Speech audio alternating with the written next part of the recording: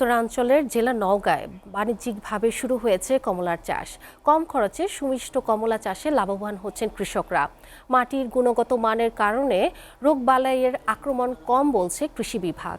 কমলা চাষে ঝুঁকছেন স্থানীয় বেকার যুবকরা। নওগাঁ থেকে তৌহিদ ইসলামের প্রতিবেদন।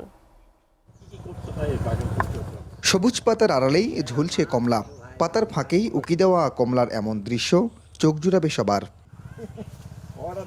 ইউটিউবে চাষ পদ্ধতি দেখেই আগ্রহ তৈরি হয়েছিল নওগাঁর যুবক আশরাফুলের। এরপর নিজের 15 কাঠা জমিতে শুরু করে কমলার চাষ। এবার প্রতি গাছে ফলন মিলেছে অন্তত 25 কেজি করে। সার কীটনাশকের খরচ নেই তেমন, তাই বড় লাভের সম্ভাবনা দেখছেন চাষি আশরাফুল ইসলাম। এই চারাগুলো সংগ্রহ করা জমিতে লাগানোর পরে 1020 টাকার মতো আমার খরচ হয়েছে। অল্প কিছু সংখ্যা জমিতে লাগাইছি, আর গত বছরও মোটামুটি আমার ভালো কিছু লাভ হয়েছে। এই বছর আমি আরও আশাবাদী যে এই বছর আমি ওইখানে জায়গার থেকে আপনার হলো 50,000 টাকার মতো আমি বিক্রি করতে পারবো। স্থানীয়রা বলছেন কমলার আকার কিছুটা ছোট হলেও সুমিষ্ট স্বাদ রয়েছে, আর তাই বাগান থেকেই নিয়ে যাচ্ছেন পাইকাররা।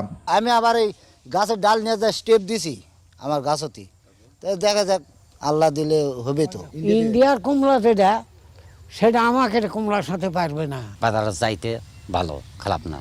কৃষি বিভাগ বলছে মাটির গুণগত মানের কারণেই কমলায় রোগবালাই হয় কম, আর তাই বাড়তি মুনাফার আশায় অনেকেই ঝুঁকছেন মৌসুমি এই ফল চাষে। আশা করছি যে আমাদের যে বাগানিগুলা এই কমলা চাষ করছে তাদের মাধ্যমে আগামীতে এই কমলার চাষ নওগাঁ জেলায় সম্প্রসারিত হবে। নওগাঁ ছাড়াও আশেপাশের জেলাগুলোতে বাণিজ্যিকভাবে শুরু হয়েছে কমলার চাষ। বিশেষ করে চাইনিজ ও সাতকি জাতের কমলা চাষ হচ্ছে এসব এলাকায়।